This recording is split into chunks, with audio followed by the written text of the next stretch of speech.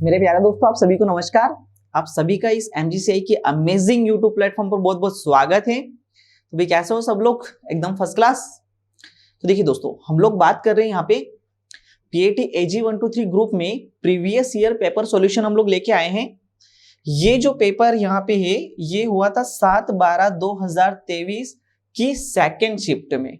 ठीक है, तो मैथ्स में कौन से क्वेश्चन आए थे, उन क्वेश्चन का सॉल्यूशन क्या है, ये हम लोग इस वीडियो में देखेंगे। तो भाई सब लोग रेडी? चलिए तो दोस्तों हम लोग शुरू करें अपना पेपर का सॉल्यूशन। तो आइए दोस्तों, सबसे पहले बात करते हैं कि इस पेपर में जो एक क्वेश्चन आया था मैथ्स का, वो कुछ इस प्रकार से था कि यहाँ पे क्वेश्चन बोल रहा है कि the mean of 22 observation is 35, यानी कि 22 अवलोकनों का समांतर माध्य 35 है। देखिए हम लोग ये जानते हैं कि जो समांतर माध्य होता है वो सभी पदों का योग मतलब टोटल बटे में कितना होता है? n। ठीक, अगर यहां से मैं n यहां ले आता हूं तो इसका मतलब ये हो जाएगा कि n इंटू एक्स बार बराबर कितना? टोटल, है ना। यानी कि पदों की संख्या गुणा समांतर माध्य बराबर क्या हो गया? टोटल।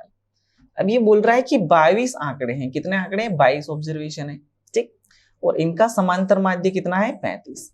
यानी कि हम इस तरीके से यहां से टोटल निकाल सकते हैं। तो चलिए मल्टीप्लाई करा देते हैं। 35 2 70 का 0 हो गया, हासिल कितना बचा? 7। 35 2 70, 70 और 7 हो गया 770। ठीक है, मतलब ये हुआ कि जो 22 आंकड़े हैं इन सभी आंकड़ों को हमने जब जोड़ा होगा तो जोड़ने के बाद हमें फाइनली ये पता चला कि टोटल आ रहा है 770। कितना आ रहा है टोटल? 770। करेक्ट है यहां तक? अब बात करते हैं अपन आगे की। आगे बोलता है कि हुआ ये कि बाद में पता चला कि 16 और 24 को 31 और 42 के रूप में गलत समझा गया। मतलब हमें लेना था 16 और 24, लेकिन गलती से हमने लिया कितना? 31 और 42। 31 और 42। ठीक है, यानी कि 16 और 24 होता है दोस्तों 40। 24 और 6 30 और 10 40। 31 और 42 की बात करें तो 2 और 1 3, 3 और 4 7। यानी कि लेना था हमें 40, लेकिन गलती से ले कितना लिया हम लोगों ने? 73। समझ में आ रही बात? इस क्वेश्चन में हुआ है कि जो 770 हमने टोटल किया, इसमें असल मायने में जो आंकड़े थे वो 16 और 24 थे, लेकिन गलती से हमने जो आंकड़े उठाए वो 31 और क्या हो गए? 42। इसका मतलब ये जो 73 है, इस टोटल में से पहले जो गलत आंकड़ा है वो तो हटा देते हैं और जो सही आंकड़ा है वो जोड़ देंगे। ठीक है, जो सही आंकड़ा है वो जोड़ देंगे। तो चलिए एक साथ कैलकुलेशन लगा लेते हैं। तो ये हो जाएगा दोस्तों अपना 770 ऐसा कैसा, इसको देख लेते 3 ऐसा कैसा, 7 में से 4 गया तो 3। ठीक है, यानी कि माइनस का 33 आ जाएगा। 10 में से 3 गया तो 7। ठीक है, एक हासिल इधर लिया था तो यहाँ 6 बच गया, 6 में से 3 गया तो 3 और ये 7 ऐसा कैसा। समझ में आया? यानी कि सही जो टोटल था वो था अपना 737। दोबारा से रिपीट कर दे रहा हूँ, गलत निकाल लिया, सही जोड़ दिया, तो बचा कितना? 737। अभी पूछ रहा है कि आप समांतर माध्य बताइए। तो ठीक है भैया, ये लीजिए 737 और 737 में हम लोग भाग लगा देते हैं 22। तो चलिए 22 का पहाड़ा पढ़ेंगे तो 22, 22 2 44, 22 3 66। ठीक है, मतलब सभी ऑप्शन में 3 3 दे रखा है। तो यहाँ पे हम लोग देखते हैं 22 से कट किया तो 22 से गया 3 बार, 22 3 66। ठीक है, लेकिन ये कितना है? 73। तो 4 और 3 7 बचता है दोस्तों। तो फिर 22 से जाएगा 22 3 66। ठीक है, यानी कि 2 बार 3 आ रहा है। तो ये ऑप्शन नहीं हो सकता, ये ऑप्शन नहीं हो सकता, ये ऑप्शन। तो आगे सोल्व न करते हुए हम लोग डायरेक्ट आंसर लगा देंगे इसका 33.5। तो एग्जाम में ये चीजें ध्यान रखना कि ऐसा नहीं कि आप लोग डिवाइड करते जा रहे हैं, बस आपका आंसर यहाँ तक मैच हुआ, टिक लगा के अपन आगे बढ़ सकते हैं। करेक्ट है? तो ये क्वेश्चन समझ में आ गया? तो बस आपको एग्जाम में ये तरीका थोड़ा ध्यान रखना, क्योंकि हम लोग बेटा यहाँ पे बात करें कॉम्पिटिशन एग्जाम्स की, और कॉम्पिटिशन एग्जाम्स को कॉम्पिटिटिव तरीके से हमें फाइट करनी, हमें आइडिया होना चाहिए कि हमें किस क्वेश्चन को किस तरीके से शॉर्ट आउट करना है। चलिए तो हम लोग बात करते हैं अगले क्वेश्चन के बारे में। अगला क्वेश्चन है साइन 750 डिग्री। ठीक है, साइन 750 डिग्री। तो देखिए सबसे पहले तो मैं आपको जनरल आइडिया बता दूं। ये अपना ग्राफ होता है, ये 0 डिग्री होता है। जब एक राउंड पूरा करके आते हैं तो यहाँ 360 डिग्री हो जाता है, और जब एक और राउंड पूरा करके आते हैं तो यहाँ 720 डिग्री हो जाएगा। और हमें पूछा है साइन 750 डिग्री। इसका मतलब ये 720 से थोड़ा सा और ज्यादा 30 डिग्री, यानी कि एग्जैक्टली भैया हमें ये वाली वैल्यू पूछ रहा है। क्या पूछ रहा है? तो अगर आप प्रॉपर तरीके से देखोगे तो केवल ये इतना ज्यादा मतलब साइन 30 डिग्री की वैल्यू पूछ रहा है, और साइन 30 की वैल्यू कितनी? 1/2 आती है। ये तो एक रैंडम तरीका हुआ। ट्रिक से जिसे बात करते हैं अपन। बाकी अपन एग्जाम में ऐसे क्वेश्चन सोल्व करेंगे तो हम लोग लिखेंगे साइन 2 इंटू 360, मतलब 360 के कितने चक्र पूरे हो जाएंगे, 2 चक्र पूरे हो जाएंगे। तो भी हम 720 पर ही जाएंगे, 750 पर जाने के लिए कितना और करना पड़ेगा, 30 डिग्री। ठीक है बेटा, तो ये हो जाएगा अपना साइन 30 डिग्री, और साइन 30 की वैल्यू कितनी होती है, 1/2। ठीक, तो यहाँ पे जो आंसर आएगा वो अपना आएगा C option, 1/2 is the correct answer. क्या मेरी बात समझ गए सब लोग? ठीक है, बहुत बढ़िया। तो सभी लोगों ने आंसर लगाया होगा इसका 1/2। नाउ हम लोग आगे बढ़ते हैं अगले क्वेश्चन की ओर, क्वेश्चन नंबर 124। ठीक है, देखिए क्वेश्चन बोल रहा है 3 sin थीटा इक्वल टू 2। देखो बेटा, 3 sin थीटा जो है वो है आपका 2 के बराबर, तो आप यहां से sin थीटा निकाल सकते हो कितना, 2/3। ठीक है, अब आप लोगों को अच्छे से पता है कि हम लोग एक बहुत बेहतरीन सी ट्रिक पढ़ते हैं। ठीक है, लाइन मेथड बहुत लोगों को आती है, तो यहाँ पे लिखेंगे हम लोग 2 और यहाँ पे लिखेंगे 3। पाइथागोरस की मदद से ये वाला जो नंबर होगा, मैंने ट्रिक बताई थी ना, इसके स्क्वायर में से इसका स्क्वायर माइनस कर दो, तो 3 के स्क्वायर में से 2 का स्क्वायर माइनस करेंगे, तो 3 का स्क्वायर होता है 9, 9 में से 4 गया, तो ये बिठाएगा, ये नंबर कितना हो जाएगा, √5। ये नंबर कितना हो जाएगा, √5। स्मार्ट तरीके से काम करना है। अब आगे पूछ रहा है कि जो थीटा है वो दूसरे चतुर्थांश में, थीटा किसमें, दूसरे चतुर्थांश में, यानी कि theta lies in the second quadrant, then tan theta की बात पूछ रहा है। मतलब ये जो थीटा है ये अपना इस जगह है, वो tan थीटा की बात कर रहा है। तो देखो सबसे पहले अपन बात करें tan थीटा, और जब सेकंड क्वाड्रेंट में हो तो इसका आंसर क्या आता है, माइनस का आता है, तो माइनस, और tan थीटा जो होता है, tan थीटा की लाइन आप सभी को पता है ऐसे चलती है ना, तो पहले 2 आएगा और उसके बाद √5 आएगा, तो ये बन जाएगा बेटा माइनस का 2/√5। यानी कि जो लाइन वाला कॉन्सेप्ट है ना, ये बहुत बेहतरीन कॉन्सेप्ट है। जितने बच्चों को लाइन कॉन्सेप्ट आता है उनको पता है कि ये क्वेश्चन चुटकियों में बनाए जा सकते हैं, इस तरीके क्वेश्चन, और अक्सर ज्यादातर क्वेश्चन एग्जाम में देखने को हमें मिलते हैं। समझ में आ गई मेरी बात? तो इस तरीके से हमें क्वेश्चन सोल्व करना है। तो क्या है ऑप्शन में, तो आपको जी सर ये रहा, माइनस का 2/√5 करेक्ट है। चलो बेटा, तो आगे बढ़े अपन अगले क्वेश्चन की ओर। एक और ट्रिग्नोमेट्री यानी कि त्रिकोणमिति का क्वेश्चन हमारे सामने है। देखिए इस क्वेश्चन को देखिए ध्यान से, थोड़ा सा देखने में ऐसा बड़ा सा लगेगा आपको, सोच रहे हो किस तरीके से सोल्व करें। तो सबसे पहली बात आपको ये पता होना चाहिए, इस स्टेप को हम लोग सोल्व करते हैं। जैसे बेटा ये मान लो कोसेक 23 डिग्री, कितना है, कोसेक 23 डिग्री। अब आप सेक को बदल लो, तो आप सभी को पता है कि सेक अगर बदलेगा तो सेक किस में बदलेगा, कोसेक, और 67 बदलेगा तो कितना हो जाएगा, 23 डिग्री। आप लोग ये जानते हो कि तराजू है और दोनों का सम जो 90 डिग्री पर होना चाहिए, तो अगर एक 67 है तो दूसरा हमेशा कितना होगा, 23 डिग्री। ठीक है, तो जब ये बदलता है तो 67 से बदल के कोसेक 23 हो जाएगा, ये हो गया। ठीक है, इसके बाद मल्टीप्लाई कोस 67, देखो साइन 23 बेटा ऐसा कैसा रहने देते हैं, साइन 23 सारे 23 में बदल लेते हैं अपन, कोस बदलेगा तो ये बन जाएगा साइन 23 डिग्री। ठीक है, क्या बन जाएगा, साइन 23 डिग्री। ठीक है, क्या मेरी बात समझ में आ गई यहाँ तक? इसमें तो कोई दिक्कत नहीं। अब यहाँ पे देखिए जरा, इसको ध्यान से देखिए, सेक 36 और साइन 54 के बारे में बात करते हैं। अगर सेक 36 को बदलेंगे तो सेक 36 बनता है बेटा कोसेक, कोसेक फिर कितना हो जाएगा, कोसेक 54, और ये साइन 54 ऐसा कैसे रहेगा। ठीक है, अब यहाँ पे कोस 33 ऐसा कैसे रहने दो। ठीक है, और कोसेक 57 को बदल लो, तो कोसेक 57 बदलेगा सेक 33 डिग्री में, कितना बनेगा, कोस 30। ठीक है, अब ध्यान से देखो, तो कोसेक 23 यहाँ पे और कोसेक 23 यहाँ पे, तो ये हो जाएगा 2 कोसेक 23 डिग्री, कितना हो जाएगा, 2 कोसेक 23।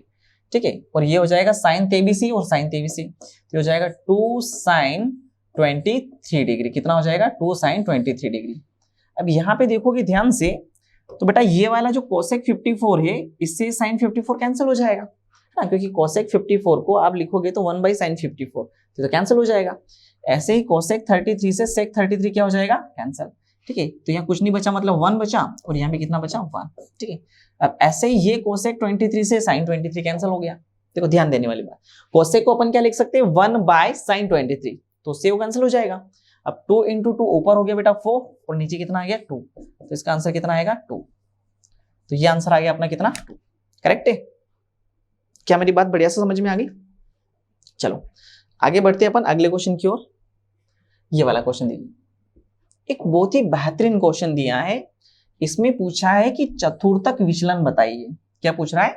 चतुर्थक यानी कि क्वार्टाइल डेविएशन बताना है। तो देखिए सबसे पहले तो क्या करिए, इन आंकड़ों को आप व्यवस्थित तरीके से अरेंज कर लीजिए। तो पहले नंबर पर है 2, यानी कि जो सिंगल डिजिट वाला नंबर 2 ही है। उसके बाद एक वाली लाइन में देखते हैं। देखिए कितने आंकड़े, 1 2 3 4 5 6 7 8 9 10 और 11। तो आपके 11 आंकड़े अरेंज हो जाना चाहिए। अरेंज भी कैसे करना है वो भी ध्यान से देखिए, ताकि आपको बार बार नजरें यहाँ पे नहीं दौड़ानी पड़े कि कौन सा डाटा रह तो नहीं गया। चलिए 2 लिख लिया, तो 2 में कट भी कर देता हूँ। उसके बाद सिंगल डिजिट में मुझे कोई भी नंबर नहीं दिख रहा है। अब मैं एक वाली लाइन में देखता हूँ। देखो बेटा 2 के बाद जो लाइन शुरू होती है 10 11, मतलब आगे का नंबर 1 होता है। उसके बाद 21, फिर 31। तो एक वाली लाइन ढूंढ लो। एक वाली लाइन ये नंबर है, ये नंबर है, ये नंबर है, ये नंबर है और ये नंबर है। कितने नंबर है? 1 2 3 4 और 5। ठीक है, तो इन सब में से सबसे पहले आ जाएगा 11, 11 के बाद 12, उसके बाद ये वाला 12। तो ये नंबर अपन यहाँ से कट भी करते जाते हैं। ठीक है, उसके बाद ये वाला 12 भी हो गया, उसके बाद आ गया 17 और उसके बाद क्या आ गया 19। 17 और 19 भी हो गया। समझ में आ गई बात? अब आप 2 वाली लाइन में ढूंढ लो। तो 2 वाली लाइन में दोनों नंबर है, यानी कि एक नंबर है अपने पास 23 और एक नंबर कौन सा है अपना 25। तो 23 और 25 भी हो गया। ठीक है, अब 3 वाली लाइन में ढूंढेंगे तो 3 वाली लाइन में एक नंबर आ गया अपने पास 32 और एक वाला नंबर आ गया 39। देखो कितना प्यारा तरीका है, आसानी से हो जाता है। 4 वाली लाइन में कोई नंबर ही नहीं है। एक आखिरी नंबर बचा कितना? 52। एक आखिरी नंबर बचा कितना? बचा 52। समझ में आया? यहां तक मेरी बात बढ़िया से समझ में आ गई, इसमें तो कोई दिक्कत नहीं। देखिए 1 2 3 4 5 6 7 8 9 10 11। ठीक है, कितने नंबर हो गए? 11। अब यहाँ जो चतुर्थक विचलन होता है वो होता है बेटा Q3 माइनस Q1 बाय 2। क्या होता है? क्वार्टाइल डेविएशन जो होता है, ठीक है, क्वार्टाइल डेविएशन जो होता है वो Q3 माइनस Q1 होता है। अब सवाल ये कि हम पहले Q1 कैसे निकालें। देखिए Q1 जो होता है वो n+1/4 टर्म होता है। क्या होता है? n+1/4 टर्म, यानी कि n+1/4 के पद का मान होता है। तो आप यहाँ पे देख रहे टोटल कितने? 11। तो 11 + 1/4, तो 11 और 1 12, 12/4 कितना? तीसरे पद का मान, थर्ड टर्म, तीसरे पद का मान ले लो। तो जो Q1 है वो तीसरे पद का मान आ जाएगा। तो तीसरा पद क्या है? 1 2 और 3, यानी कि हमारा जो तीसरा पद है वो है बेटा 12, यानी कि जो Q1 की वैल्यू कितनी आ गई? 12। ठीक है, अब आप कहोगे सर जी अभी भी हमारा आंसर नहीं आ सकता। हमारा आंसर लाने के लिए हमें अभी भी Q3 की जरूरत है। तो जो Q3 होता है वो Q3 होता है 3 टाइम्स ऑफ Q1। ठीक है, ठीक है, जो Q3 की टर्म होती है वो 3 टाइम्स ऑफ Q1, Q1 के टर्म की 3 टाइम्स होती है। या फिर आपको मैं ये कहूं कि 3 टाइम्स ऑफ Q1 यानी कि n+1/4 टर्म, ये वाली टर्म। तो भाई ये आपकी थर्ड टर्म आई थी। तो Q3 इक्वल टू हो जाएगा 3 × 3 = 9th टर्म, है ना। इसे क्या बोलेंगे? 9th term. आप Q1 लिखोगे तो उसमें 12 से आप मल्टीप्लाई करा दोगे, तो 9th टर्म। पहली, दूसरी, तीसरी, चौथी, पांचवी, छठी, सातवीं, आठवीं, नौवीं। तो 9th टर्म कितनी आपकी? 32। यानी कि जो अपना Q3 है ये कितना आ गया बेटा? 32। करेक्ट है। अब बस हम लोग यहाँ पे वैल्यू उठा के रख देते। तो ये अपना जो क्वार्टाइल डेविएशन यानी चतुर्थक विचलन है ये आ जाएगा 32 - 12/2। 2 से 2 गया 0, 3 में से गया 2, 20/2। 20/2 मतलब कितना? 10। समझ में आया? तो एक बहुत ही प्यारा और बहुत ही स्टैंडर्ड लेवल का बेहतरीन क्वेश्चन था। तो आपको किसी ऑप्शन में दिख रहा है? हाँ, आप कहोगे यस सर, सी ऑप्शन में दिख रहा है अपने को। तो हमारा जो आंसर है वो कौन सा है? C option. करेक्ट है। बढ़िया से समझ में आ गया। तो ये एकदम बेहतरीन लेवल का प्रश्न था जो हम लोगों ने यहाँ पे शॉर्ट आउट किया। तो चलिए दोस्तों हम लोग आगे बढ़ते हैं अगले क्वेश्चन की ओर। तो देखिए ये वाला क्वेश्चन, जब इस तरीके के क्वेश्चन आते हैं तो बच्चे अक्सर इनको देख के घबरा जाते हैं। ठीक है, तो एक स्मार्ट तरीका बताता हूँ आपको। कोट 58 + थीटा है ना, और tan 32 - थीटा। मतलब ये कि कोट 58 से थोड़ा ज्यादा है और ये जो tan है ये 32 से थोड़ा कम है। ये कोट 58 से जितना ज्यादा है tan 32 से उतना कम है ना। तो हम लोग क्या करते हैं, हम एक जुगाड़ बिठाते भैया, यहाँ पे हम थीटा को बेटा 2 डिग्री मान लेते। कितना मान लेते? 2। तो उस केस में होगा ये कि ये वाला जो है ये बन जाएगा आपका, आप कहोगे सर 58 और 2 60 डिग्री बन जाएगा। ये हुई ना बात, ये हो गया कोट 60 डिग्री माइनस ये हो जाएगा अपना, ये माना हम लोगों ने, ये क्या करा हमने? माना, ताकि हमारा क्वेश्चन बहुत आसान हो जाए। 32 में से 2 गया तो हो जाएगा tan 30 डिग्री। कितना हो जाएगा? tan 30 degree. फिर minus sec square 77 degree plus cot square 13 degree plus cot square 13 degree, ये वाली चीज दिख रही है। अब देखो बेटा, अगर आप कोट 60 डिग्री को बदलोगे तो ये हो जाएगा अपने पास tan 30 डिग्री। कितना हो जाएगा? tan 30 degree.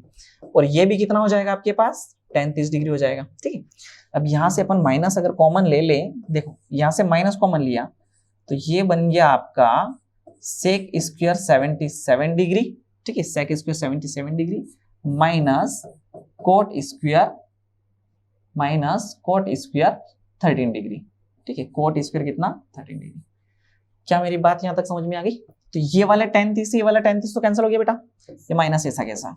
अब यहाँ पे देखो ध्यान से, तो सेक स्क्वायर 77 डिग्री और कोट चेंज होगा तो कोट बन जाएगा tan स्क्वायर 77 डिग्री। ठीक है, अब sec square theta minus tan square theta कितना होता है? तो आप कहोगे सर सेक स्क्वायर थीटा बन रहा है, sec square theta minus tan square theta तो 1 होता है, यानी कि ये आंसर आएगा अपना माइनस का 1। ठीक, तो इसका आंसर जो लगाएंगे हम लोग वो कितना लगाएंगे बेटा? माइनस का 1। ठीक है, तो इसका आंसर अपना आएगा माइनस का 1। चलिए आगे बढ़े अपन अगले क्वेश्चन की ओर।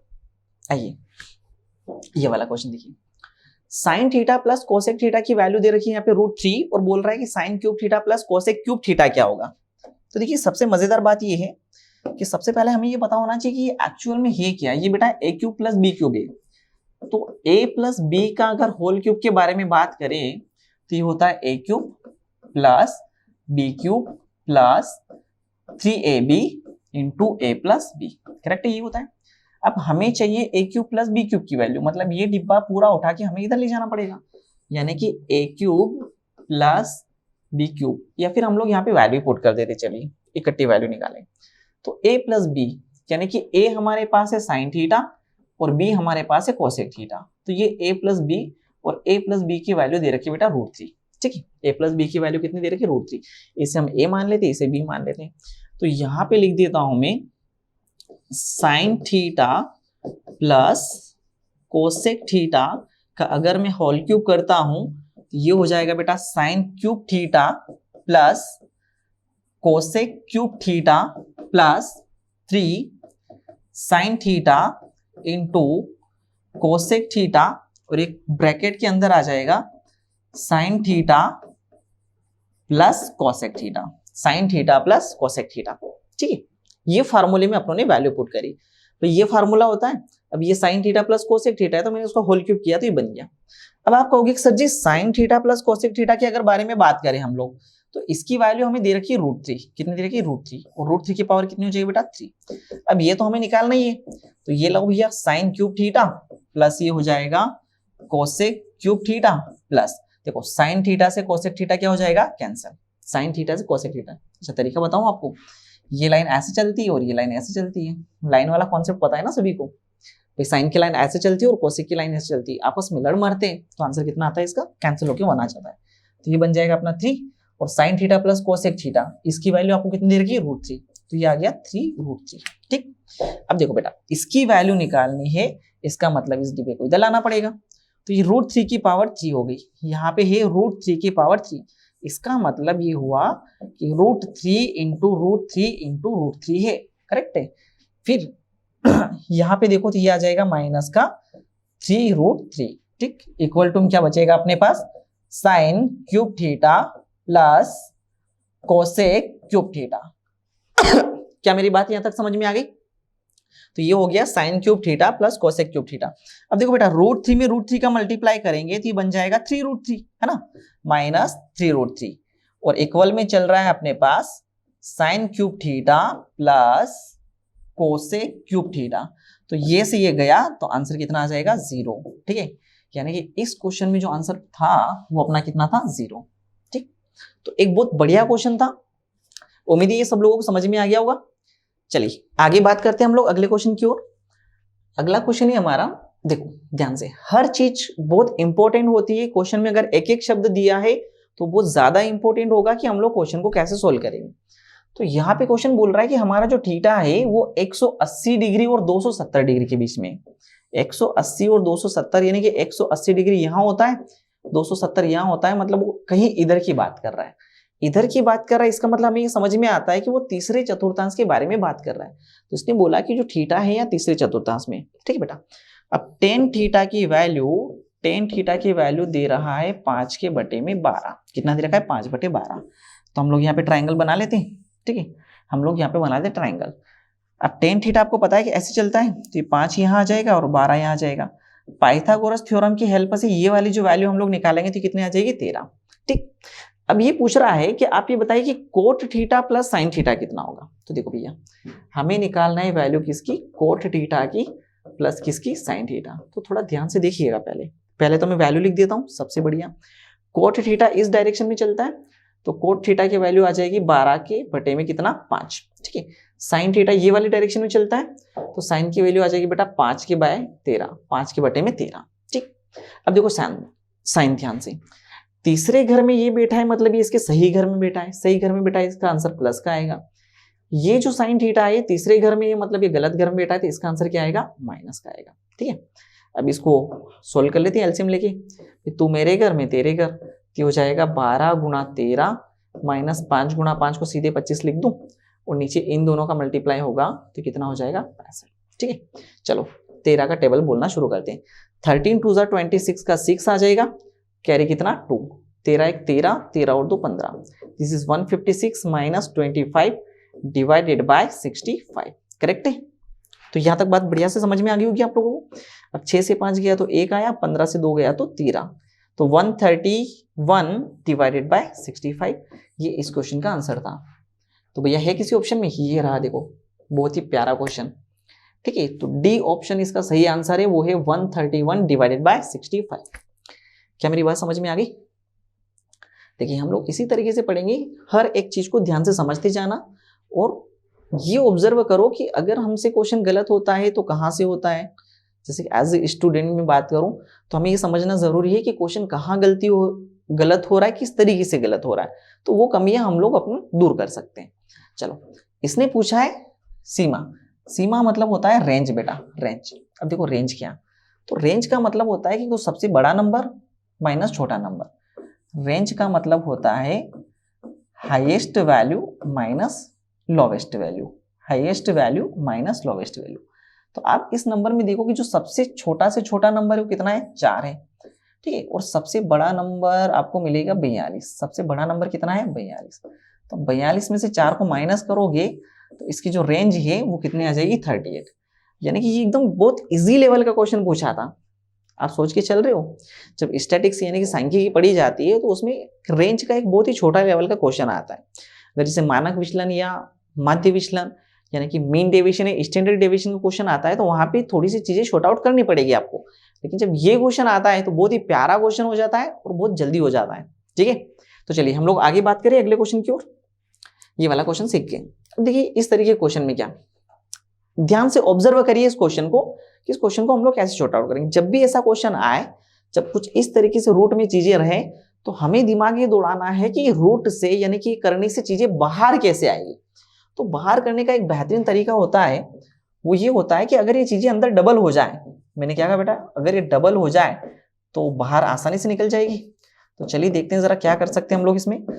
तो सबसे बढ़िया आइडिया ये होता है कि सर हम लोग हर का परिमेयकरण कर देते हैं। ठीक है, सेक ए माइनस 1 है तो यहाँ लिख देंगे सेक ए प्लस 1 और नीचे आ जाएगा सेक ए प्लस 1। करेक्ट है?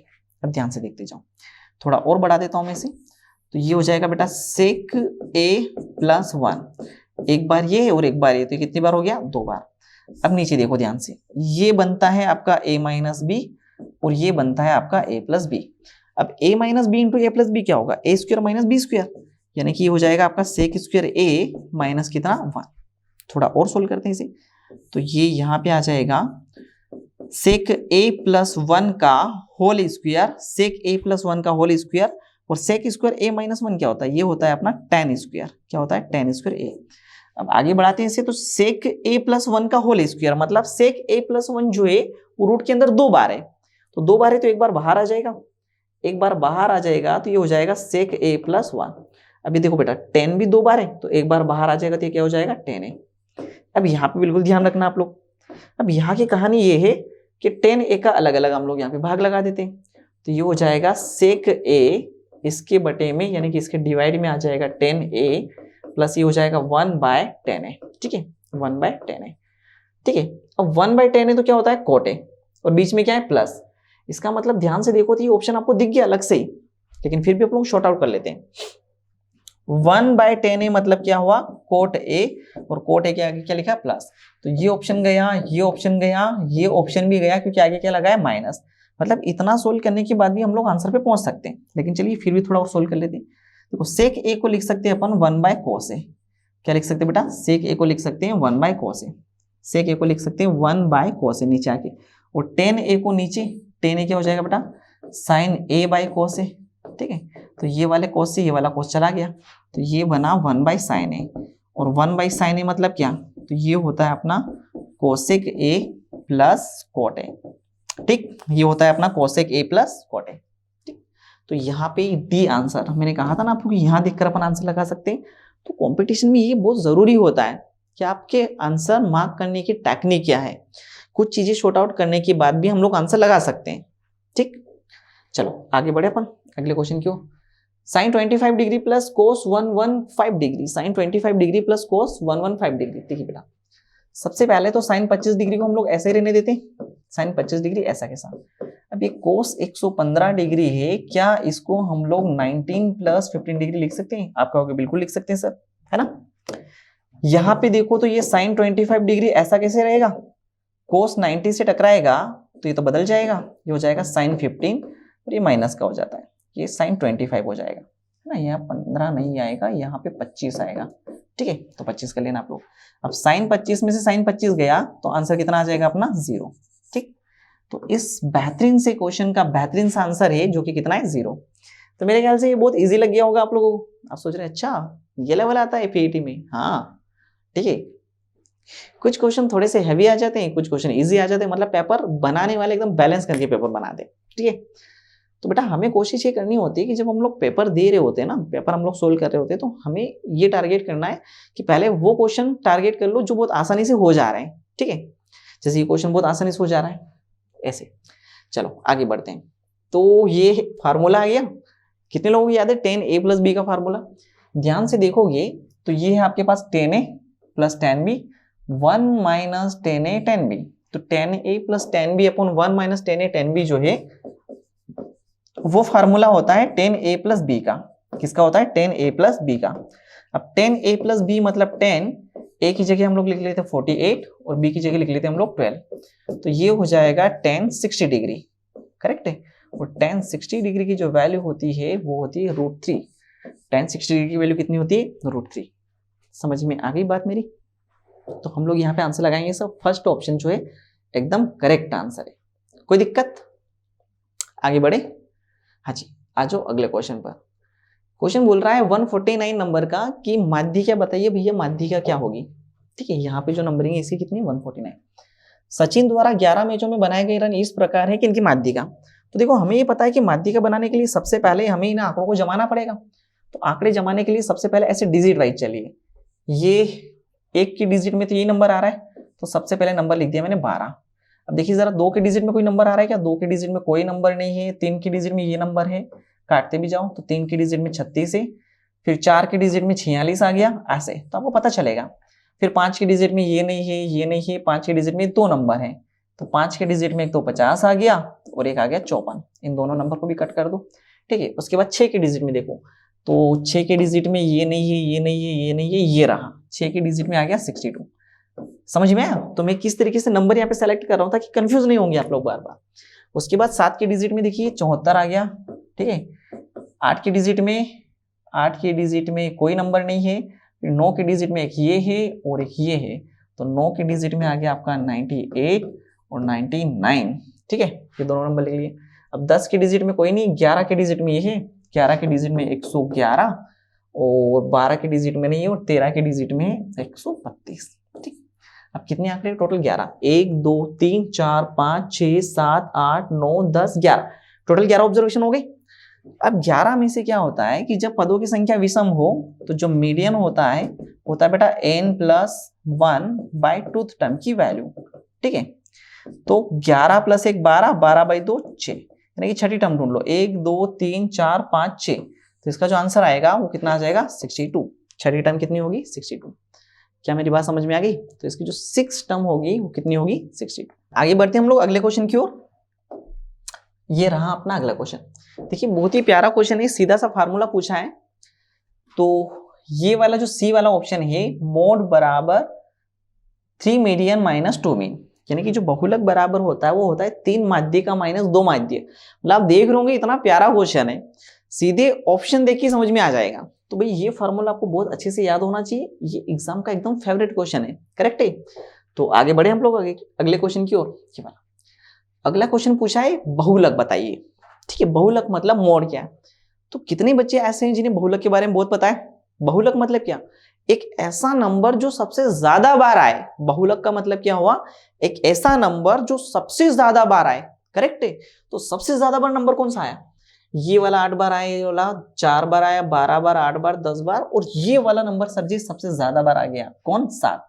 तो इसका जो बहुलक है वो कितना होगा अपना? 7, ठीक है। तो आंसर क्या आ गया अपन? 7। बढ़िया प्यारा क्वेश्चन था, बहुलक वाला सीधा क्वेश्चन हो गया। आगे बात करते हैं अपन ये वाला क्वेश्चन। देखिए 163 वाला बहुत इंपॉर्टेंट क्वेश्चन है। 163 वाले क्वेश्चन की कहानी क्या है? ये बोल रहा है कि ए की वैल्यू ये है और बी की वैल्यू ये है। तो बताइए जरा ए और बी में क्या रिलेशन है? देखो सबसे पहले बेटा अपन इसको उठा लेते हैं, बी की वैल्यू ये 3, कोस को बदल दो। तो आपको ये पता है कि कोस अगर बदलेगा तो साइन हो जाएगा। अब 73 में कितना जोड़े कि वो 90 हो जाए? बेतराजू के एक पल्ले पर 73 है, तो दूसरे पल्ले पर कितना होगा? तो आप कहोगे सर 73 और 7 हो गया 80 और 10 90, 17 हो जाएगा। ऐसे कोस 53 बदलेगा साइन में, कोस किस में बदलेगा? साइन में। 53 और 7 60, 60 और 30 90, तो ये साइन 37 डिग्री हो गया। समझ में आया? अब आप कह रहे हैं कि सर साइन 17 और साइन 37 की मान जो है वो ए के बराबर है, यानी कि ये वाली वैल्यू ये ए के बराबर है। तो सिंपल सा आंसर बी बराबर होगा 3a। बी बराबर कितना होगा? 3a।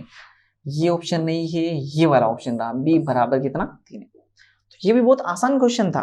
कभी कभी जैसे देखते हैं ना आप लोग, तो देख के ऐसा लगता है कि यार क्या क्वेश्चन है, अप्रोच समझ में आनी चाहिए। तो सिंपल सा आप देखो कि भाई जो जोड़ तोड़ अपन लगा सकते हैं वो किसके साथ कर सकते थे? बी के साथ। ए तो बेचारा सिंगल नंबर है, ठीक। तो ये समझ में आ गया सभी को। आगे बढ़े अपन अगले क्वेश्चन की ओर। हाँ जी, ये वाला थोड़ा सा बढ़िया क्वेश्चन है और थोड़ा सा पेचीदा क्वेश्चन भी है, ठीक है। आइए इसकी कहानी को ध्यान से समझते हैं। सबसे पहले बोल रहा है 6 प्रेक्षणों का माध्य 6.5। अभी एक बात हम लोगों ने सीखी थी कि n इंटू एक्स बार बराबर क्या होता है बेटा? टोटल। n इंटू एक्स बार बराबर क्या होता है? टोटल। यानी कि पदों की संख्या में माध्य का गुणा करा दे तो टोटल आ जाएगा। तो जैसे कि संख्या कितनी? 6, ठीक है। 6 में हम लोग 6.5 का मल्टीप्लाई करा देते, तो 6 5 30 का 0, हासिल 3, 6 6 36 और 3 39। एक अंक की बाद दशमलव, तो ये यानी कि कुल मिला के हम लोग ये कह रहे हैं कि हमारा जो आंसर है 39 आ गया। कितना आ गया? 39। अब आगे की बात करते हैं। बोलता कि यदि 5 प्रेक्षण ये है, 5 प्रेक्षण ये है, यानी कि जो 39 है इसमें से 5 प्रेक्षण में एक ये नंबर दे रखा है, 8 है, एक 9 है, एक 7 है, एक 11 है और एक कितना है? 6 है। जरा जोड़ लो जरा कितना हो रहा है। तो एक नंबर और निकल जाके आ जाएगा हमारे पास यहाँ पे। तो 8 और 9, 8 और 9 कितना हो बेटा? 17। 17 और 7 हो गया 24, 24 और 11 35, 35 और 6 41। ये कितना हो रहा है? 41। अब ये जो नंबर आ रहा है ये 39 है और ये जो नंबर आ रहा है ये आपका कितना है? 41। यानी कि जो अगला नंबर होगा, अगला जो नंबर होगा, फिर देखो 6 आंकड़ों का टोटल कितना आ रहा है? 39 और ये आ रहा है 41। इसका मतलब एक जो अगली संख्या है वो है आपकी -2। भाई अगली संख्या कितनी मान लेते? अपन x मान लेते, या फिर ऐसा कर देते हम लोग ताकि थोड़ी सी चीजें और क्लियर हो जाए। तो भाई ये कितनी संख्या? 5 संख्या। 5 + x बराबर कितना होना चाहिए अपना? 39 होना चाहिए, ठीक है। तो आप कहोगे कि सर ये हो रहा है 41 + x बराबर 39, यानी कि x की वैल्यू आ गई आपकी -2। x की वैल्यू कितनी आ गई बेटा? -2। कि यहाँ तक की मेरी बात समझ में आ गई? x की वैल्यू कितनी आ गई अपनी? -2, ठीक। अब आगे देखते हैं क्या पूछ रहा है। बोल रहा है कि प्रेक्षणों के माध्यिका और मानक विचलन का योग ज्ञात कीजिए। प्रेक्षणों के पहले तो माध्यिका निकालिए और मानक विचलन। माध्यिका मतलब एमई निकालनी और मानक विचलन मतलब सिग्मा निकालना है, यानी कि स्टैंडर्ड डेविएशन की बात कर रहा है, और इन दोनों को जोड़ के हमें उत्तर बताना है। तो चलिए सबसे पहले हम लोग माध्यिका निकाल लेते हैं। तो माध्यिका के लिए हम लोग क्या करते हैं? इन जितने भी डाटा है सबको अरेंज करते बेटा। तो सबसे पहले जो हमारा सबसे छोटू नंबर मिल गया वो मिल गया -2, है ना। छोटू नंबर मतलब सबसे छोटा नंबर -2। -2 के बाद देखोगे तो आपको अगला नंबर मिल गया 6, 6 के बाद देखोगे तो 7, 7 के बाद देखोगे तो 8, 8 के बाद देखोगे तो 9 और 9 के बाद देखोगे 11। 1 2 3 4 5 6, 1 2 3 4 5 6।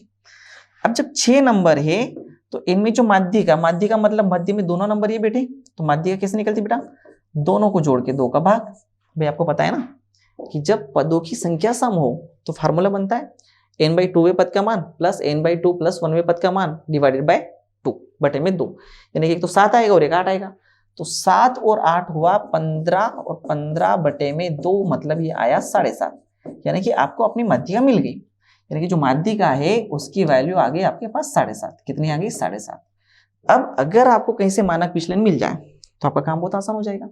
देखिए मानक विचलन का फॉर्मूला क्या है, सिग्मा इक्वल टू होता है sigma x square by n minus x bar का whole square, minus x bar का होल स्क्वायर। बेटा अपन सिग्मा एक्स स्क्वायर निकाल लेते हैं। सबसे पहले अपन सिग्मा एक्स स्क्वायर निकालें। देखिए ध्यान से देखिए, ये सारे एक्स दिख रहे हैं, ये जो सारे नंबर हैं आपके पास क्या है एक्स, इनका एक्स स्क्वायर करते हैं अपन। एक्स स्क्वायर करेंगे तो -2 का स्क्वायर हो जाएगा 4, 6 का स्क्वायर हो जाएगा 36, 7 का स्क्वायर हो जाएगा 49, 8 का स्क्वायर हो जाएगा 64, 9 का स्क्वायर हो जाएगा 81 प्लस 11 का स्क्वायर हो जाएगा 121। अब इन सबको जोड़ लेते हैं, जोड़ेंगे तो हमारे पास आ जाएगा सिग्मा एक्स स्क्वायर। चलो जोड़ लेते हैं। तो यहां से शुरू करें हम लोग। देखो 1 और 1 2, 2 और 4 6, 6 और 9 15, 15 और 6 हो गया 21, 21 और 4 25, 25 का 5, हासिल कितना 2। तो ये हासिल दिखा देते अपन 2, 2 और 2 4, 4 और 8 12, 12 और 6 हो गया 18, 18 और 4 22, 22 से 23 24 25, 25 का 5।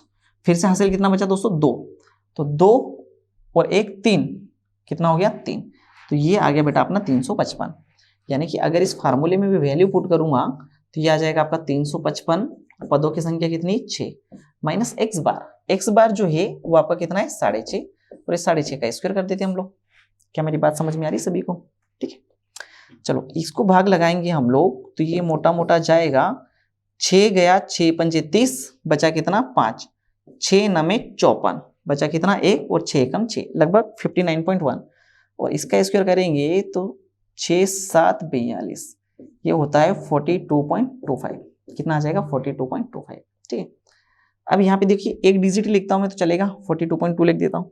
अब इसको माइनस कर देंगे तो ये आ जाएगा बेटा रूट 1 में से 2 गया, यानी कितना आ गया 9, ये 3 हो गया, तो ये गया आपका 9 में से 3 गया तो ये आ गया 6, और 5 में से गया तो ये 16.91 के लगभग आएगा। 16.91 के लगभग मतलब ये जो बाहर निकलेगा तो 4.1 के समथिंग आएगा। तो भाई 4.1 तो ये आ गया और 7.5 ये आ गया, तो यहाँ पे हम लोग 4.1 ये रख लेते हैं। ठीक है, तो ये हो जाएगा लगभग 7.5 प्लस 4.1, तो 7 और 4 11.6, यानी कि 11 के समथिंग आंसर आएगा। तो इसने जो 11 के समथिंग एक ही आंसर दे रखा है, वो दे रखा है आपको 11.2, तो अपन 11.2 इसका आंसर लगा देंगे। ठीक है, तो मेरे ख्याल से आपको ये बात बढ़िया से समझ में आ गई होगी, किसी को कोई दिक्कत तो नहीं? ठीक है, बढ़िया से देखिए इस क्वेश्चन को। अब अपन बढ़ते हैं आगे।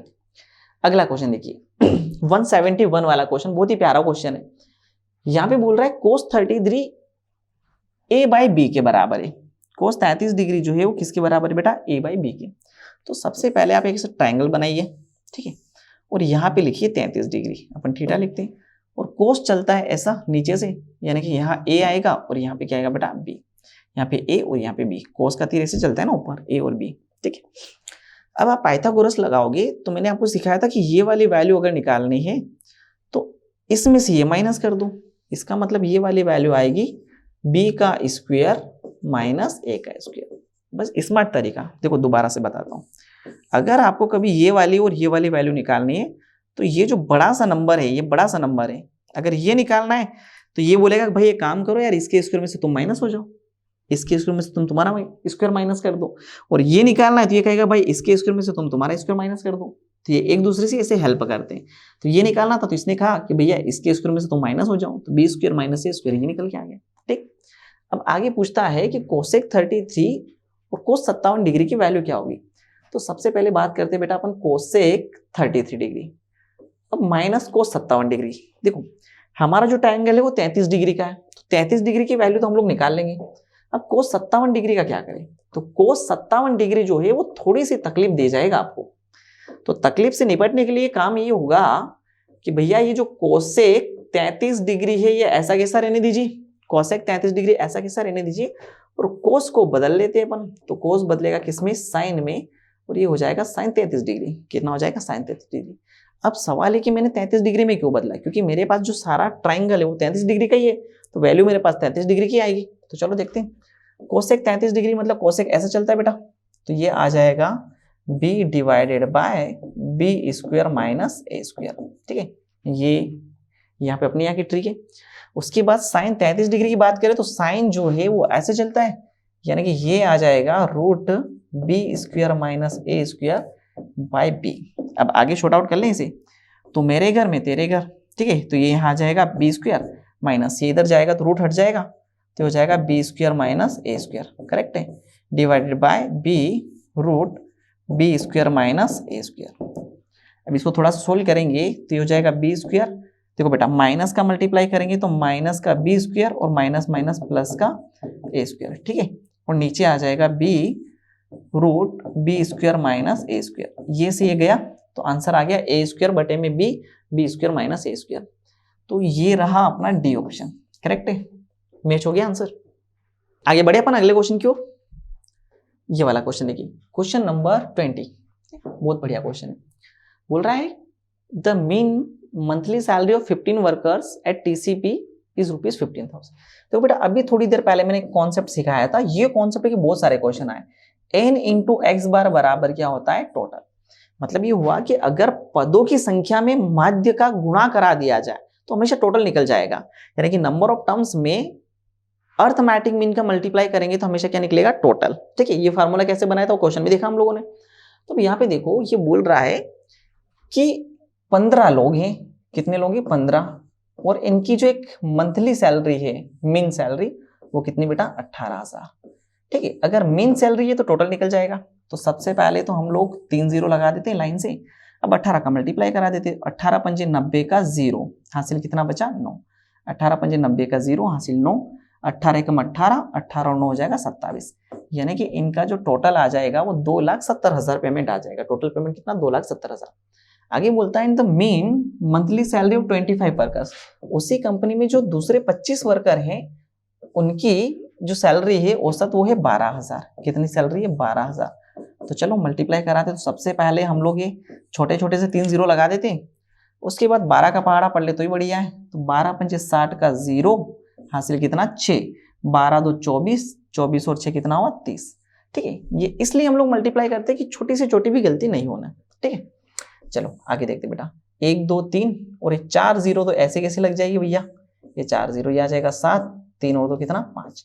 अब ये बोल रहा है, आगे देखो क्या बोल रहा है, find the mean of combined monthly salaries of all 40 workers. बोल रहा है कि जो सभी 40 लोग हैं, जितने भी 40 लोग हैं, इनका वेतन का माध्य ज्ञात कीजिए, इनके वेतन का माध्य ज्ञात कीजिए।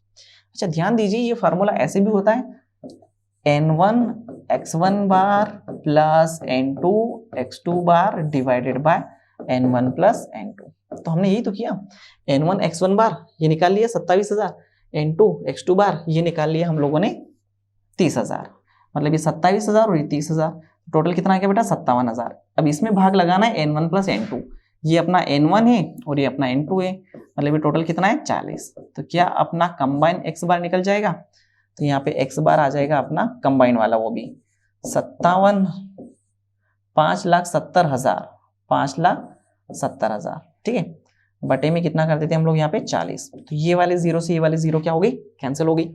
ठीक है, आगे थोड़ा सा और डिवाइड कर देते हैं हम लोग, तो 4 से डिवाइड करेंगे बेटा।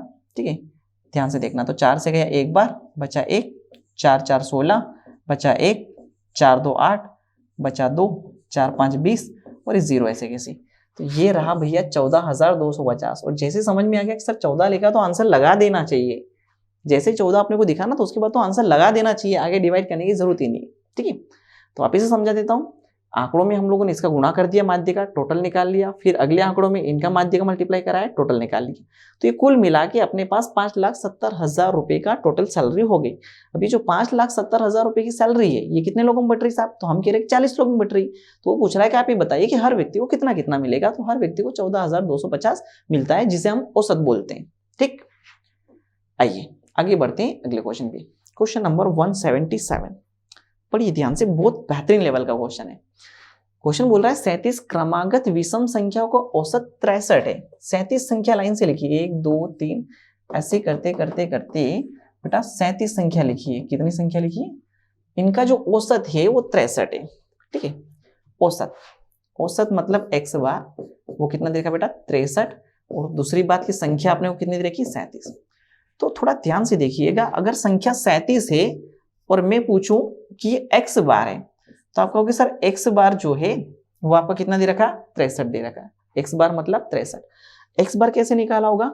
सभी संख्याओं को जोड़कर, देखो सभी संख्याओं को जोड़कर जितनी संख्या उसका भाग लगाती है। तो एक तरीका तो ये हो x बार, और दूसरा ये कि अगर कोई क्वेश्चन एकदम लाइन से चले, जैसे कि समांतर श्रेणी हो, 2 4 6 8 10, देखो ध्यान से, जैसे कि मान लो 2 4 6 8, ठीक है, अगर मुझे इसका समांतर माध्य निकालना तो एक तरीका सबको जोड़ दूं, 6 और 4 10, 8 और 2 10, 10 और 10 कितना? 20, 20/4, तो समांतर माध्य कितना है? 5। एक तरीका तो ये हुआ। दूसरा तरीका है कि जब सीक्वेंस से चले तो पहला नंबर और आखिरी नंबर लेके दोनों को जोड़ के भी 2 का डिवाइड लगा दो, तो 2 और 8 10, 10 में 2 का डिवाइड किया तो कितना आया? 5। तो ऐसे में ये कह सकता हूं कि जो 63 है ये पहली संख्या और आखिरी संख्या दोनों को जोड़ के 2 का भाग लगाया होगा, है ना? पहली संख्या और आखिरी संख्या दोनों को जोड़ के 2 का भाग लगाया होगा, तो 37 आ गया होगा। ठीक है, क्या मेरी बात समझ में आ गई? एकदम क्लियर। अब देखो, इसने बोला कि इसमें जो टोटल संख्या है वो टोटल संख्या कितनी है? 37। तो बेटा हमें ये देखना है कि जो मध्य में संख्या बैठी होगी वो मध्य में संख्या कौन सी होगी। तो भाई टोटल 37 है, तो जो मध्य में संख्या होगी वो निकालते अपन n+1/2 वे पद का मान, यानी कि 37 में एक जोड़ दिया तो 37 और एक 38, 38/2, यानी कि जो 19वां नंबर होगा, जो 19वां नंबर होगा वो एकदम बीच में जाके बैठा होगा। 19वें नंबर बीच में होगा, यानी कि पहले नंबर की कुर्सी, ये दूसरे नंबर की कुर्सी है, तीसरे नंबर की कुर्सी, तो ऐसे मान लेते हैं कि ये 19 नंबर की कुर्सी है। तो बेटा ये 19 नंबर की जो कुर्सी है ये मध्य कुर्सी होती है, और मध्य को हम लोग x बार बोलते हैं, और x बार का मान दे रखा है 63, यानी कि ये हो गया समांतर श्रेणी में जाने लगा आप क्वेश्चन। अब आप देखोगे 19वां पद क्या होता है, तो आप कहोगे सर 19वां पद होता है a+18d। कितना होता है? a+18d। और उस a+18d का मान कितना दे रखा है आपको? 63। a+18d का मान कितना दे रखा है? 63। क्या मेरी बात यहां तक समझ में आ गई? a+18d का मान कितना दे रखा है? 63।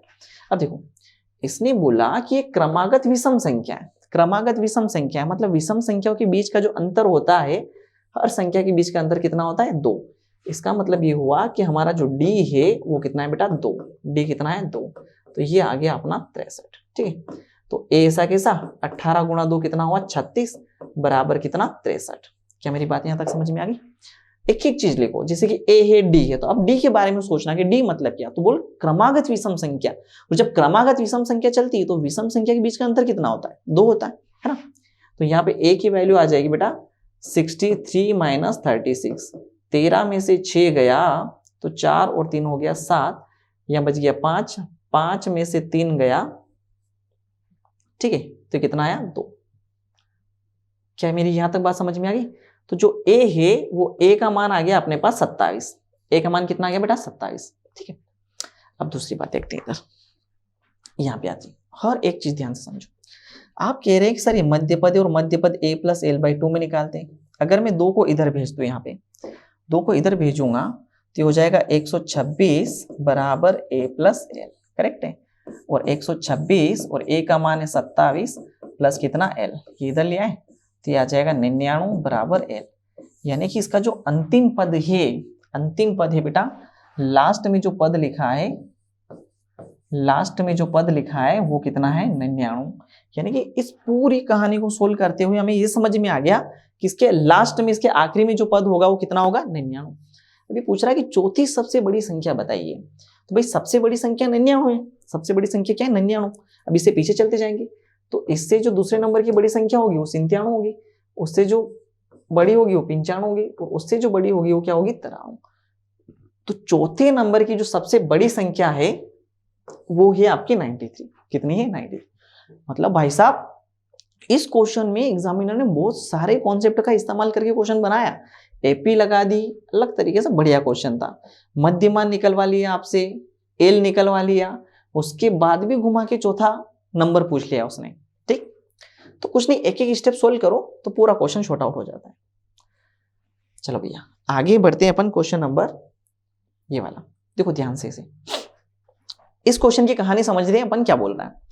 क्वेश्चन बोल रहा है कि एबीसीडी की वर्तमान आयु का औसत 15.5 वर्ष है। देखो इनका औसत कैसे निकालते हैं? इन चारों की आयु को हम लोग जोड़ देते हैं और 4 का भाग लगा देते थे, औसत आ जाता है। और औसत कितना दे रखा है आपको? 15.5। यानी कि बेटा 4 को मैं इधर भेज दूं तो ये आ जाएगा a plus B plus C plus D, multiply करेंगे तो 15 चौक 60 और 5 चौके 20, मतलब ये हो गया आपका 62। कितना हो गया आपका? 62। ठीक है, यानी कि हमें समझ में आ रहा है कि इन चारों की आयु का जो टोटल योग है वो कितना है? 62 वर्ष। आगे बोलता है एक साथ बी व सी की वर्तमान आयु का योग, एक साथ बी और सी की वर्तमान आयु का योग, और आगे पढ़े तथा ए और डी की वर्तमान आयु के योग का अनुपात 14:17 है। ए और डी की वर्तमान आयु के योग का अनुपात 14 कितना है बेटा? 17। अब 14:17 मतलब समझो, इसको अपन ऐसे सोल्व करेंगे। जब अनुपात का बात आ जाए ना तो पीछे x लगा दो, तो हम ये कहेंगे कि सर जी b प्लस सी जो है उनकी उम्र है 14x। कितनी है? 14x। ठीक, और जो a प्लस डी है उनकी उम्र है 17x।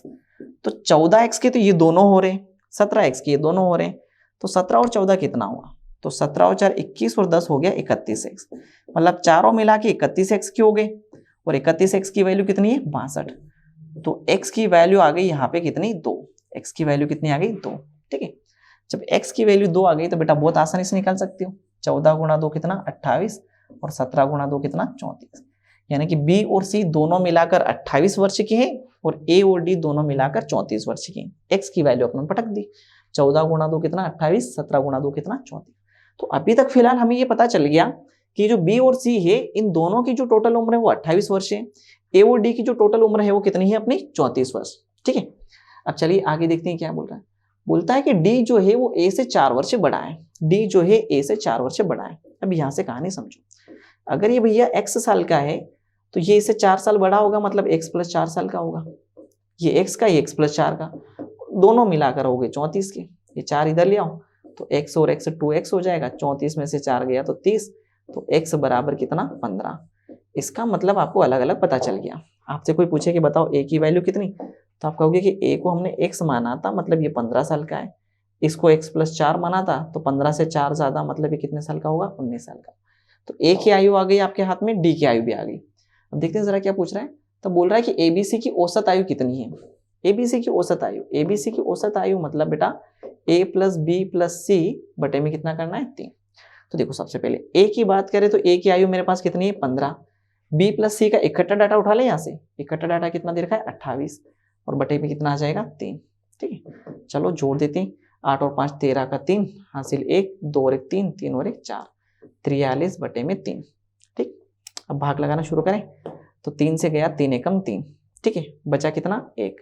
भाई 4 है ना तो 3 एकम 3 बचा 1, भाई 13 हो गया। 3 का फाड़ा बोलो, 3 चौके 12, 3 चौके 12, 1 बचा। जो बचता है उसे ऊपर लिखते हैं और जिसे भाग लगाते हैं उसे नीचे। तो ये आंसर आ गया अपना 14 1/3। ठीक है, तो ये रहा भैया अपना आंसर कि इसका आंसर कितना आएगा? 14 1/3। क्या कोई दिक्कत है किसी को? इतना बढ़िया से समझ गए? तो इसका आंसर आएगा 14 1/3। आगे बढ़े अपन, चलो अगले क्वेश्चन की ओर। हाँ जी, ये वाला क्वेश्चन देखो, बोल रहा है संख्या 12 13 16 10 8 के लिए माध्यिका के सापेक्ष माध्य विचलन का संख्यात्मक मान संख्याओं के माध्यिका से कितना कम है। तो पहले तो माध्यिका निकालना और माध्यिका के सापेक्ष माध्य विचलन निकालना है। तो सबसे पहले बेटा माध्यिका निकाल लेते हैं। तो माध्यिका के लिए आंकड़े जमा दो, 8 10, ठीक है ऐसे जमा देता है। 8 10, 10 के बाद आ गया 12, 12 के बाद आ गया 13, 13 के बाद आ गया 16। ठीक है, अब मुझे ये बताइए कि माध्यिका क्या होगी। तो 1 2 3 4 5, तो ये अपनी रह गई माध्यिका। ठीक है, तो अगर मैं पूछूं कि माध्यिका कितनी, तो माध्यिका होगी 12। ठीक है, अब इससे अपने को विचलन निकालना है। तो विचलन मतलब x माइनस एक्स बार। ठीक है, तो देखो बेटा x माइनस एक्स बार मतलब 8 माइनस 12। भाई अपनी जो माध्यिका से निकालना है ना, तो यहाँ पे हम लोग लिख देते माध्यिका। तो 8 माइनस 12 ये हो जाएगा 10 माइनस 12, ये हो जाएगा 12 minus 12, this is 13 minus 12 and this is 16 minus 12। देखिए जरा विचलन कितना आ गया। जो भी विचलन आएगा उसे पॉजिटिव लेंगे। 8 में से 12 गया तो -4, -4 मतलब प्लस का 4 लेंगे क्योंकि मोड लगाते हैं ना अपन इस पर। ठीक है, ये आ गया 2, ये आ गया 0, ये आ गया 1 और ये कितना आ गया 4। तो ये सारे विचलन हो गए, ये सारे क्या हो गए विचलन। अब अपन यहाँ पे निकाल लेते हैं माध्य विचलन। उसने ये पूछा ना कि माध्य विचलन निकालिए, तो माध्य विचलन क्या कहता है? माध्य विचलन ये कहता है कि अगर जब माध्यिका से माध्य विचलन निकाल रहे हो तो summation x minus M E, मतलब ये विचलन, जितने भी विचलन है सबको जोड़ दो और जितनी संख्या उसका भाग लगा दो। तो पहले सब विचलन को जोड़ लेते हैं अपन, या निकाल लेते हैं summation x minus M E. ठीक है, जोड़ो जरा, 4 और 1 5, 5 से 6 7, 7 से 8 9 10 और 11। ठीक है, तो ये आ गया अपने पास कितना 11, 4 4 8, 8 2 10 और 11, और 11 बाई आंकड़े कितने 1 2 3 4 5, तो ये आंकड़े 11 बाई 5। तो ये आ गया आपका माध्य विचलन। ठीक है, तो आपसे अगर मैं माध्य विचलन के बारे में बात करूं तो आप कहोगे सर ये जो हमारा माध्य विचलन है बाय माध्यिका, माध्यिका से जो निकाला है वो कितना है 11 बाई 4। इतना एकदम क्लियर हो गया। अब आगे पूछ रहा है कि आप तो ये बताइए कि संख्यात्मक मान संख्याओं की माध्यिका से कितना कम है। तो देखो माध्यिका से कितना कम है, ये जो माध्यिका है अपनी माध्यिका है ये इससे कितना कम ही निकालना है। तो माध्यिका है 12, माइनस से कितना है 11 बाई 5। इसके नीचे कुछ नहीं, मतलब एक तू मेरे घर में तेरे घर, तो 12 पंजे 60 माइनस 11 बटे में कितना आ जाएगा 5। ठीक है, माइनस कर देते हैं। तो 60 में से 10 गया तो 50, 50 में से गया तो 49, 49 बटे 5 भाग लगाओगे तो आएगा 9.8। यानी कि यहाँ जो आंसर आया वो कितना है बेटा 9.8। क्या मेरी बात समझ में आ गई? तो इसका उत्तर कितना है अपना 9.8। ठीक है, आगे बढ़े अपन अगले क्वेश्चन की ओर। चलो अगले क्वेश्चन के बारे में बात करते हैं। चलिए अगला क्वेश्चन देखिए, ये वाला क्वेश्चन बोल रहा है, क्वेश्चन की कहानी कुछ इस तरीके की है। सपना के पास 10 रुपए के 30 नोट है। सपना के पास 10 रुपए के कितने नोट है? 30 नोट है। ठीक है, ये x हो गया और ये इसकी फ्रीक्वेंसी हो गई। ठीक है, ये x और ये फ्रीक्वेंसी हो गई। आगे बोलता है 20 रुपए के 16 नोट है। ये 20 रुपए के कितने नोट हो गए? 16 नोट हो गए। 50 रुपए की 39 नोट है। 50 रुपए के 39 नोट हो गए। आगे बोलता है 100 रुपए के 22 नोट है। तो 100 रुपए के कितने नोट है अपने पास? 22 नोट है। और 500 रुपए के 10 नोट है। मतलब जो 500 रुपए है इसके कितने नोट है बेटा? 10 नोट है। नोटों की संख्या का बहुलक ज्ञात कीजिए। बोल रहा है कि नोटों की संख्या का बहुलक ज्ञात कीजिए। अब देखो ध्यान से देखो, नोटों की संख्या का अपने को बहुलक निकालना है। मतलब ये देखना है कि सबसे ज्यादा बार कौन सा नोट आया है। तो देखो 10 रुपए का नोट 30 बार देखने को मिला, 20 रुपए का 16 बार मिला है। सबसे ज्यादा बार जो नोट देखने को मिला वो 50 रुपए का नोट मिला। तो इसका आंसर क्या आएगा? 50। Find the mode of the number of notes. जो नंबर ऑफ नोट्स हैं उनका मोड निकालिए। तो आंसर कितना आएगा? 50। ठीक है, कोई दिक्कत? तो इसका आंसर हम लोग यहाँ पे 50 मार्क करेंगे। आगे बढ़े अपन अगले क्वेश्चन की ओर। अगला वाला क्वेश्चन देखिए, लोग कोट 1 कोट 2 कोट 3। देखिए इस तरीके का जो भी क्वेश्चन आता है तो बेटा ये वाला जो क्वेश्चन है इसमें ट्रिग्नोमेट्री भी लगी हुई है और ट्रिग्नोमेट्री के साथ लोग भी लगा है। तो सबसे पहले हम लोग ये वाले ट्रिग्नोमेट्री वाले क्वेश्चन को हल करते हैं। देखो ध्यान से, जब कोट 1 और कोट 89 मिल जाता है, ठीक है, कोट 1 और कोट 89 मिल जाता है, तो थोड़ा डिटेल में बताता हूं मैं। ये कोट 1 कोट 89 बदलेगा बेटा तो ये हो जाएगा 10 1। कोट 1 को नीचे ले आएंगे तो 1 बाई 10 1। ठीक है, और इंटू कितना 10 1, यानी कि ये कैंसिल होकर कितना आ जाता है 1। तो इतनी सारी कहानी ना समझते हुए हम लोग शॉर्ट में ये कहते हैं कि जब कोट कोट का क्वेश्चन चल रहा है और अगर ये दोनों मिलाकर 90 बना दे रहे हैं तो उत्तर कितना आ जाएगा? 1 आ जाएगा। इसका उत्तर कितना आ जाएगा? 1। ध्यान से देखो, कोट 1 की जोड़ी बनेगी कोट 89 के साथ, तो 89 और 1 90 हो रहा है, मतलब ये 1 बना दे रहा है। फिर आगे देखो यहाँ 2 है तो यहाँ 88 होगा, तो 2 और 88 मिलकर 90 बना दे रहा है, तो ये भी आंसर 1 आ जाएगा। 3 और 87, 3 एंड 87 ये मिला के 1 बना देगा। ठीक है, ऐसे सारे कट जाएंगे। फिर बीच इधर बचेगा 44, 44 और 46, तो ये दोनों मिलाकर भी 90 बना दे रहा है ना। कोट 1 कोट 2 ऐसे लेके कोट 44 तक जाएगा। कोट 44 के बाद कोट 45। देखो बेटा ऐसे कोट 44, ये कोट 44, उसके बाद हो गया कोट 45, और उसके बाद हो गया कोट 46, तो इन दोनों ने मिला के 1 बना दिया और कोट 45 की वैल्यू ऑलरेडी 1 होती है। इसका मतलब ये हुआ कि सर ये ट्रिग्नोमेट्री का जो पूरा क्वेश्चन दे रखा है ये तो 1 आ रहा है और log 1 की वैल्यू कितनी हो जाती है, 0 हो जाती है। ठीक है, तो या तो ये क्वेश्चन कोट के फॉर्मेट में आता है या तो क्वेश्चन ये 10 के फॉर्मेट में आता है, तो log 1 की वैल्यू जो वो कितनी होगी अपनी 0। ठीक, तो हम लोग इसका आंसर लगाएंगे कितना, 0। क्या मेरी बात बढ़िया समझ में आ गई? तो एकदम बढ़िया लेवल का क्वेश्चन था। चलो आगे बढ़ते हैं, अगला क्वेश्चन। ठीक है, ये वाला क्वेश्चन सभी को बढ़िया से आ गया ना। अगला क्वेश्चन देखो, tan square alpha equal to 1 plus 2 tan square beta है, तो √2 cos alpha minus cos beta की वैल्यू बताइए। देखो बेटा, इसको क्वेश्चन को कैसे सोल्व करें। कभी कभी क्या होता है कि सबसे इंपॉर्टेंट ये होता है हमें समझना कि क्वेश्चन को किस तरीके से अप्रोच करें ताकि हमारा आंसर आ जाए। तो आप ऑब्जर्व करोगे, आपने देखा कि एग्जैक्टली कोस में चाहिए अपने को, दिया क्या है tan, तो आपने सोचो कि tan को कोस में बदलने का तरीका क्या। तो सबसे पहली बात आपको ये पता है कि 1 plus tan square theta equal to कितना होता है, sec स्क्वायर थीटा। यानी कि tan स्क्वायर थीटा के बारे में अगर मैं बात करूं तो tan स्क्वायर थीटा जो है वो हो जाएगा आपका sec square theta minus 1। Correct, इसका मतलब यहाँ पे tan स्क्वायर अल्फा की जगह में लिख सकता हूँ sec स्क्वायर अल्फा माइनस कितना, 1। ठीक, ये 1 ऐसा कैसा प्लस 2 tan स्क्वायर बीटा को क्या लिख सकते हैं हम लोग यहाँ पे, sec स्क्वायर बीटा माइनस 1, ये लिख सकते हैं। देखो जरा बेटा, ये -1 यहाँ आ जाएगा। ठीक है, -1 इधर आया तो ये बन गया आपका sec स्क्वायर अल्फा, -1 माइनस इधर आके प्लस हो गया तो 2 बन गया, 2 प्लस 2 sec स्क्वायर बीटा। ठीक है, माइनस कितना हो जाएगा, 2 का मल्टीप्लाई करेंगे तो ये वाले 2 से ये वाला 2 क्या हो गया आपका, कैंसिल। ठीक, तो इधर बचा आपका sec स्क्वायर अल्फा और इधर बचा 2 sec स्क्वायर बीटा। करेक्ट है।